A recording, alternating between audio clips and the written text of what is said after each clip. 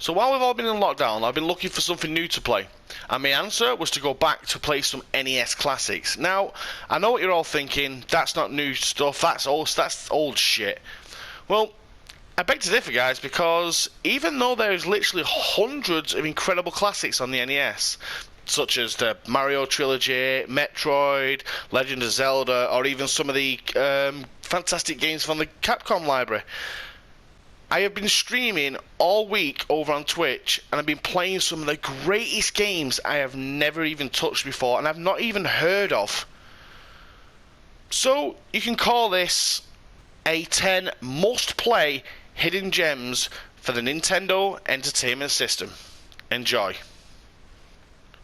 Shadow the Ninja is an incredible blend of Castlevania and Ninja Gaiden, or Gaiden, however you say it. I always say Gaiden, with an absolute incredible graphical look that has definitely been inspired by the Sunsoft masterpiece Batman. I absolutely love the platforming in this game, and the grappling system and the fast-paced combat work really, really well together and is polished off with a super solid controls. Now, the game ain't perfect, but hey, what game is? There's just a couple of little tidbits that really get on my nerves. Like, there's sneaky enemies placed in positions that, well, I call it trolled placement. What I mean by this is enemies that seem to be placed just out of view and hit you when they're out of line of sight. Or the situations where it feels impossible to progress without taking a hit. Now, all this does is add to the difficulty in an unnecessary way. But the music's pretty good, gets a little bit repetitive, but it's okay, it's not bad. And a friend actually pointed out to me that there's a very distinctive similarity between a theme from F-Zero and this game. Just listen, guys.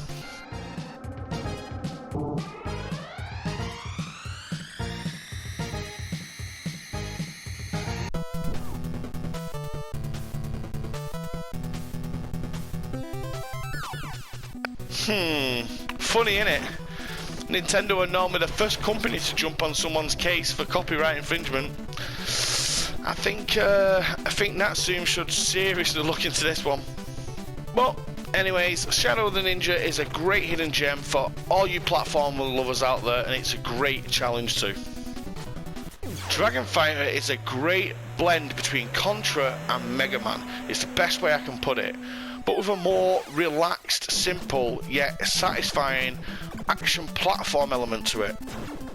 The game has a really cool transformation factor to it, where you change from human to a dragon on the fly, and this gives it some great mix-up between two different gaming genres, from a platformer to a shmups, and it's so satisfying.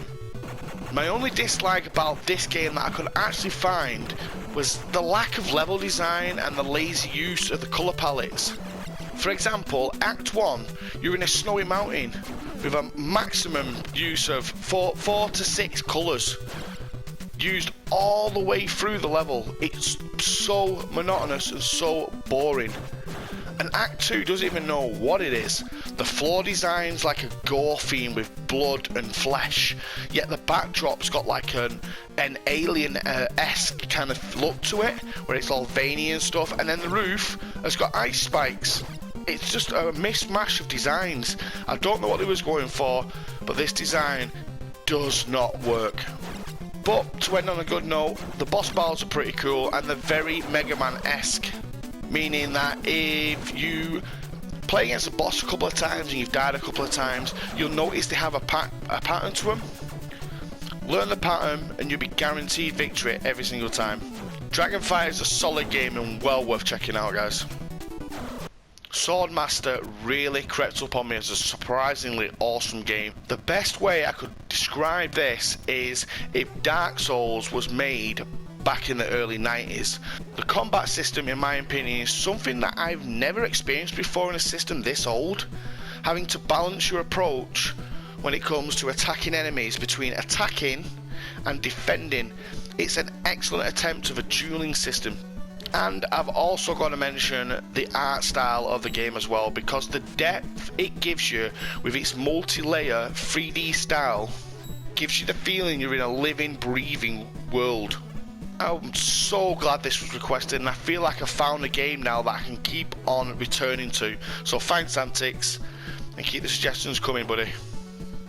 Codename Viper was another game that surprised me with an excellent mix of Contra and Shinobi. I got super hooked with the game's progression. It felt like I was learning the mechanics step by step.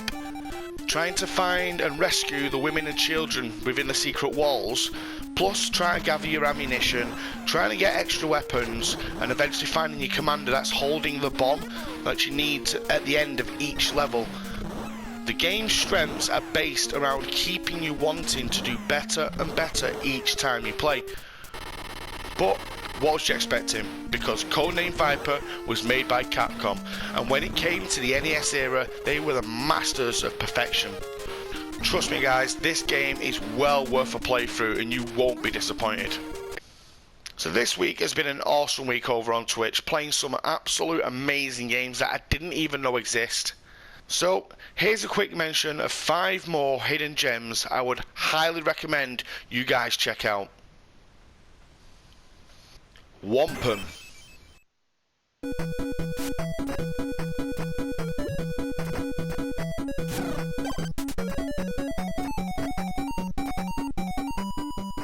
Mr. Gimmick.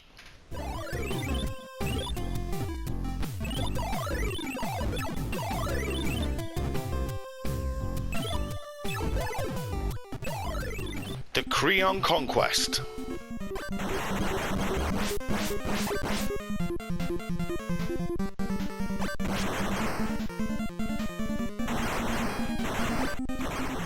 Isolated Warrior.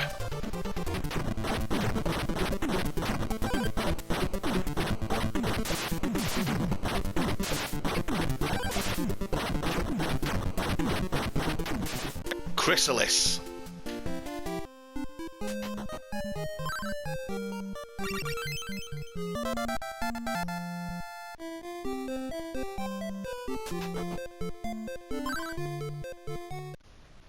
Now, we approach the end of this list, guys and girls, and before I reveal my last game, I want to thank everyone for joining me over on Twitch this week and suggesting some amazing games. And hopefully, we can come up with some more in the future that I don't know about.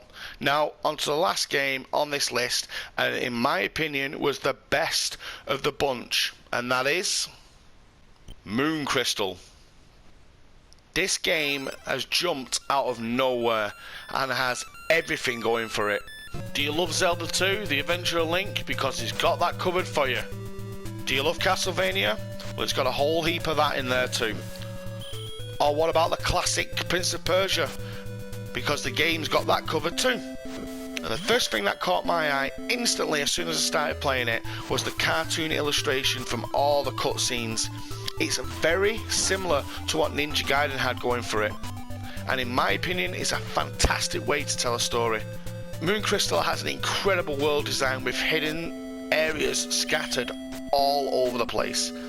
I found myself jumping down holes, off cliffs, jumping through transition screens just to find hidden treasures, and it's an absolute crime that this game has just gone right under the radar and never gets a mention when people are looking for great games to play. Well, hopefully we can fix this and give Moon Crystal a shot in the limelight, because it definitely deserves to be there. So there you go guys, 10 hidden gems on the NES, Nintendo Entertainment System, and in my opinion need some love. Well, thanks for watching guys, and hopefully we'll see you very very soon over on Twitch during my live streams, and we can chew the fat on the list that I've made. If there's anything that I've missed that you feel deserve to be in that list, maybe you're going to give me another 10 hidden gems that I can play. You never know. So again guys, thanks for watching, and I'll see you in the next one.